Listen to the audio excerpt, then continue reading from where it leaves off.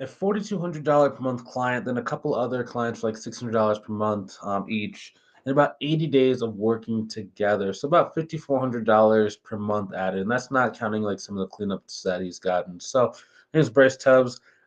Today we're gonna be talking about like how that student did that. I'm gonna make sure. Last week I was doing one of these and our microphone kind of got messed up, so the volume wasn't working properly. So I'm going to do two things to kind of prevent that from happening from now on. Number one, I'm looking on the left side of my computer to kind of talk about, to look at the volume and different things like that.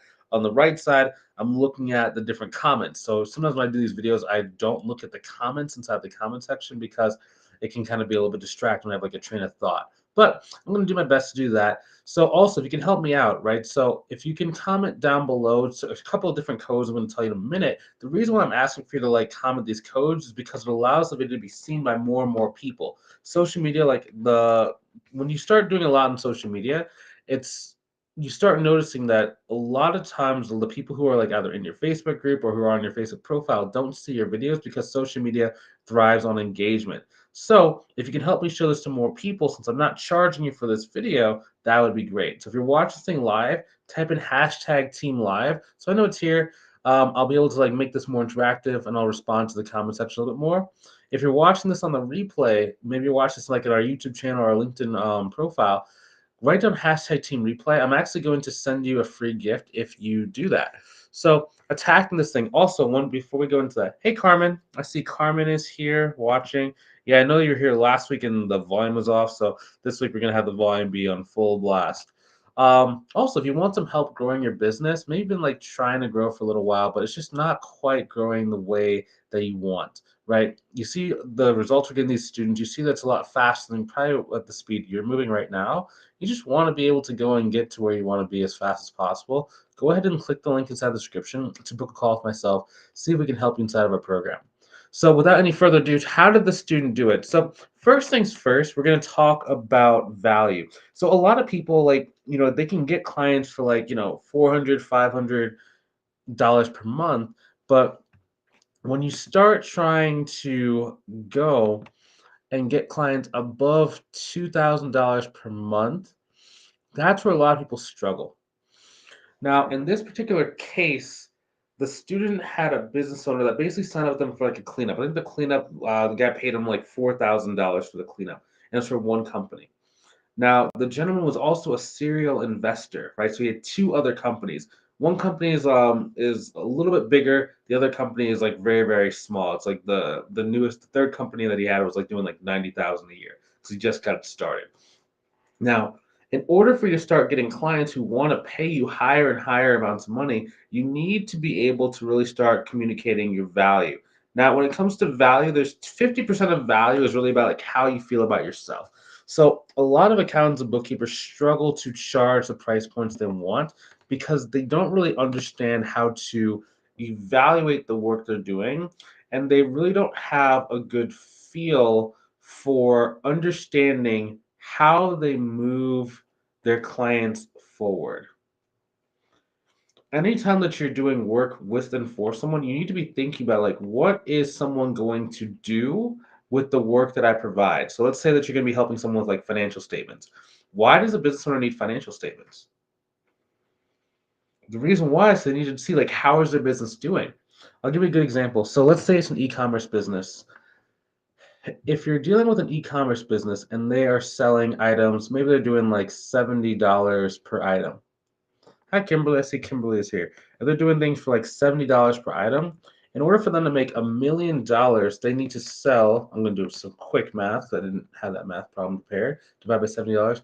They have to sell 14,285 different sales at $70 price point. That is a lot of inventory. Okay.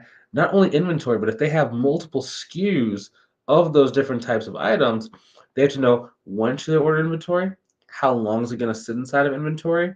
They have to know does the product actually hold up to the mark anymore, or was there something that maybe has like been changed? They have to know are their price points reasonable? They have to know is their business like overspending in one area versus they could be doing another one? Could they be getting a better return if they did their marketing via, let's say, Facebook advertising versus Google advertising? Okay, let's say they're already doing Facebook advertising. Are they within industry standards for advertising rate of returns, right? So let's say that, for example, every single dollar they spend, they get about $4 out. Okay, in a vacuum, that could be good, it could be bad. They don't know. You need to be able to go and help them compare that to industry standards to see, like, maybe they're actually doing really well because the average company is doing between $1 in to get $3 out. So all those different factors will play into how much value the person can get out of your service. So number one is you have to really look inside to kind of see, like, what are you actually providing for the person, and understand too, value is not based on how much time it takes for you to do the stuff, and also value is not about how hard it is for you to get a result. So I learned this from an artist. So one thing I'm really passionate about is, like, I have relatives that have like art sculptures and stuff, and they sell these art sculptures at different like fairs, and um there was two partners. One partner is the person that does like most of the sales. The other partner is the one that builds the items. Now, the person who does the sales always talking to the builder saying, "Why do you have to make it so complicated? Can't you just like make it very, very simple pieces? Like you don't have to make it as detailed or as complicated." Now, when I talked to the builder, like Bryce talked to the builder separately, like, yeah, I mean, you could be saving a little bit of time doing the stuff. And his interpretation was, well, if I did things the easy way, that would not be considered art. And it kind of blew my mind because, like, well, art is not really, no one who buys the sculpture necessarily cares how long or how hard it was for you to build this thing. What they care about is the finished product. And then once I was able to kind of explain that to him, really get him to understand that thing, he was able to go and build better quality pieces. He could have more fun because he didn't need to like build as many. He could focus on like building a couple that were very simple to like really hit like his financial needs. He could make one giant intricate sculpture. He didn't have to worry about selling it because he was already making all his money from the simpler pieces. But a lot of accountants and bookkeepers, like I was talking to one of my students named Joanne, and she was saying that she was actually feeling guilty charging some of these clients the prices that we're talking about because it wasn't taking her a million hours of her time. Especially now she has a subcontractor on her team, so she's not really having to do that much work, right? But it's all in here. It's all a mindset thing when you're talking about like pricing and really structuring for a business. Now, the second aspect of value in getting someone to want to pay that much money is being able for them to understand what is the tangible result of working with you. Okay, this comes down to explanation of value. And this is also considered sales, so on your consultation call.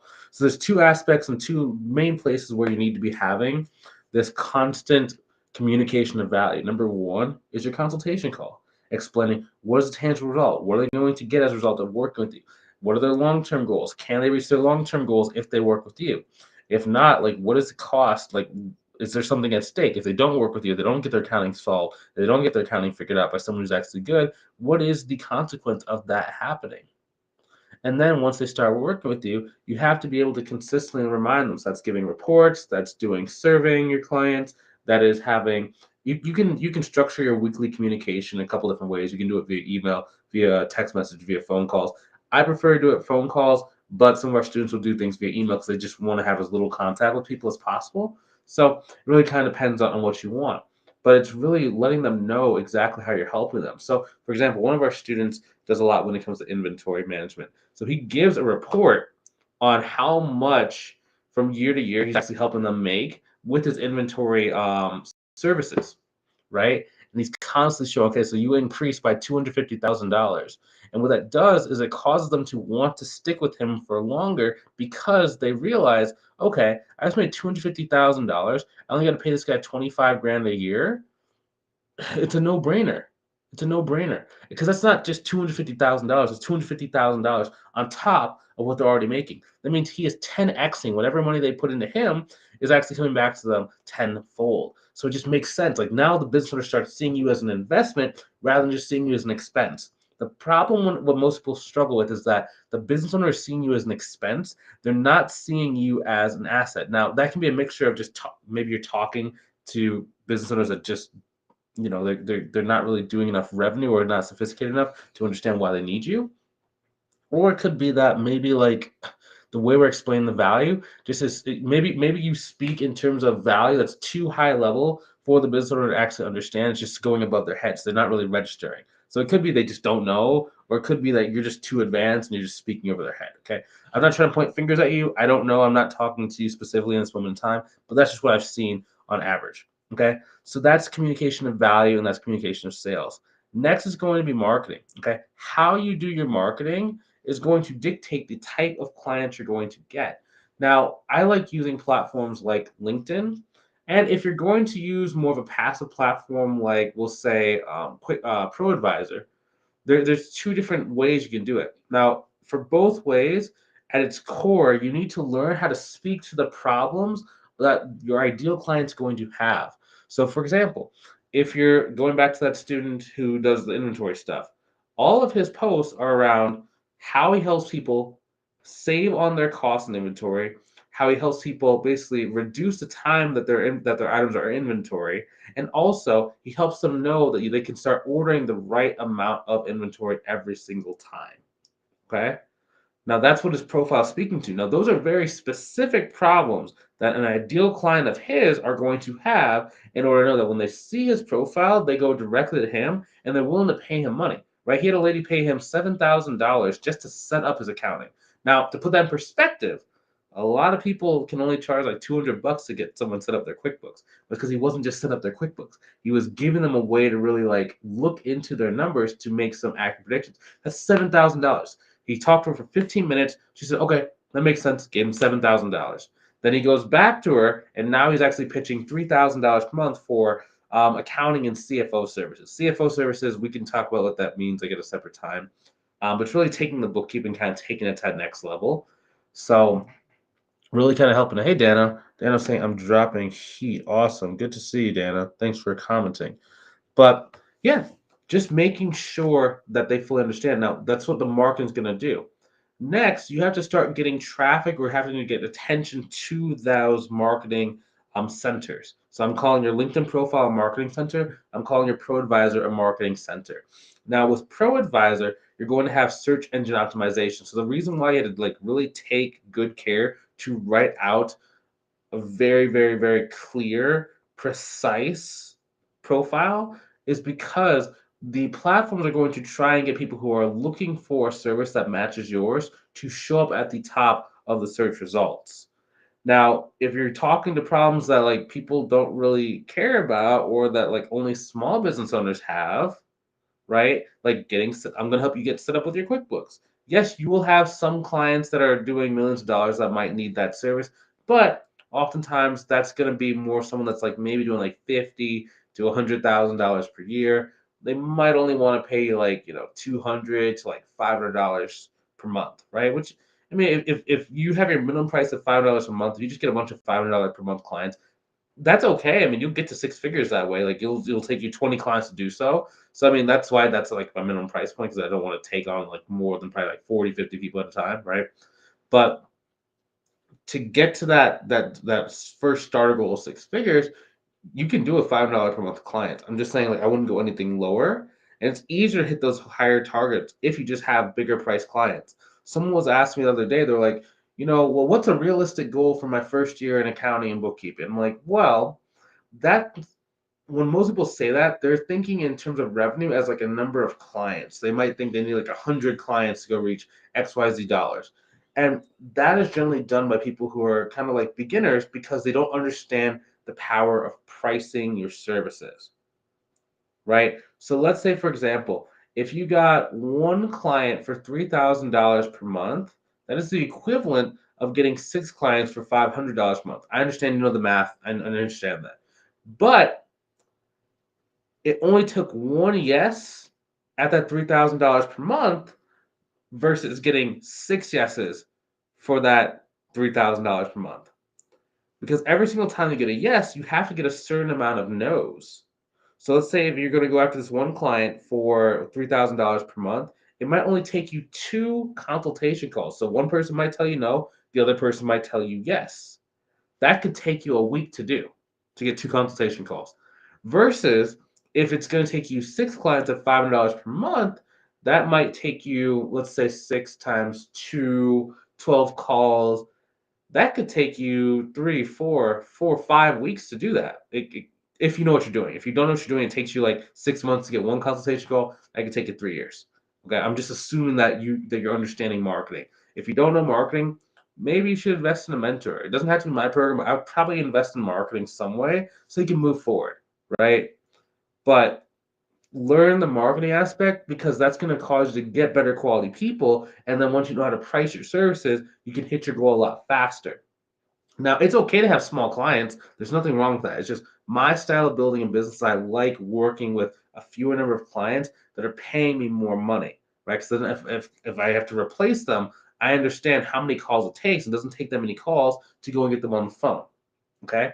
And then once you start getting good at that, you start learning how to build your marketing in a way to where you have leads that have not quite matured and are ready to want to work with you. You know that's going to take them 6 months to mature. So you start building slowly, but more efficiently without having to go and like kill yourself because you're like taking on 50,000 clients every single month. Okay.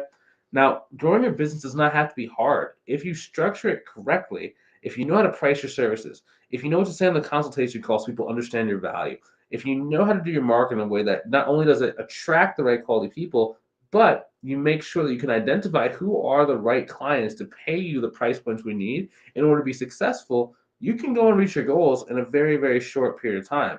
I've had people on our program, I think the fastest person to get to 11,000 per month, it took him 15 days. Now that's per month. We have had people where I had a student the other day, it took him 15 days to get a $39,000 cleanup. But I'm talking about from a monthly perspective where every single month's going to stay at that zone. That's about 15 days. So it doesn't have to take you a long time. You just got to get really good at doing the basics and understanding marketing, sales, and pricing. You get those three things down, you're going to be unstoppable. Okay. But if you don't get those three things down, it's going to take you forever. Okay. When I was starting, it took me 14 months to get to 15 grand a month in sales for like bookkeeping and CFO services. But in that first 6 months, the most money I made was like $2,300 a month, and like 1,700 of that came from like a cleanup with a 3 year duration. You don't want to be like me. In the first 6 months, I tried to do everything on my own because I was just like I had a lot of ego attached to it. I was like, I know how to do business. I'm a good business person. But once I started like really like kind of getting irritated. I saw a lot of other people were moving a lot faster than I was. That's when I started investing in like courses and like mentorships and different things like that. Because I just wanted to go and hit my goals. I didn't care if I had to spend money. Like, it's okay to spend money if you're going to reach your goal. It's almost like you're investing, right? And some people say like you're investing in yourself, which I think people say that, but I don't think people actually understand like the purpose of that. It's not that you're like investing in yourself for like just to like have fun and like be good. You're buying skill sets that turn directly into more cash, and you're buying the ability to be certain about an outcome, right? So I can tell if something is going to work and bring back more revenue very, very quickly because I've seen a lot of things on the internet. I know, not saying I know every single thing, but I have an understanding of almost all the different styles of internet marketing and internet advertising. So I can tell if something's gonna work. But that's only because I spent 150 grand on this stuff. So I've been in like some rooms. I've been in like rooms where one of the people that was hosting the mentorship does 40 million dollars a year. So I've seen all of his advertisements. I understand why he's doing his advertisements like that. He sat there and told me how to think about advertising. There was other people that were doing $1 million per year on this. Like, I understand. I've been in the rooms with people that are a lot harder and a lot further than where we're trying to go. For us, like most people are only trying to hit like $10,000 to $20,000 a month. So it's a lot easier of a business. It's just you have to have the right skill sets. Once you have the right skill sets, monetary goals become an afterthought because you can put in the reps, you can put in the time, and it's just only a matter of time before you hit your goal. I was talking to one of my students named Jeff. He just hit. I think it's like he's a little bit over 54. I think he's at like 60. He might be at 6,100 a month. It's been like 80 days, 85-ish days since we started working together. And I was like, "You're gonna be at 10K per month pretty quick, like in the next like 6 months." He goes, "I hope so." It's like, wait, what do you mean hope? You understand your KPIs, your marketing's on point, you're getting conversations with clients. Half of them are saying yes now. Another 25% are saying yes 3 months or 2 months from now. Or when he started, he had some people who said no, and it was like 3 months later, the person came back and said yes and filled out like the contract. So it's like you have people who are paying you now, You have the skill set to get more in the future, and you have this residual effect of people who told you no. And it's only been 80 days, like 84 or 90 days, like somewhere in that range, right? Why would you not be at 10K per month? Even if you lost all the clients you have now, if you just implement that same thing, you're only 12 months away from being at 10K per month again. This is profit, guys. Like he doesn't have anyone working underneath them. He doesn't have any marketing, like advertising costs. So it's like if you know the right things, you have a lot of certainty. And when I said that to him, he like kind of like lit up, like his eyes kind of lit up. He's like, "Yeah, you're right. I didn't think about it like that." Okay.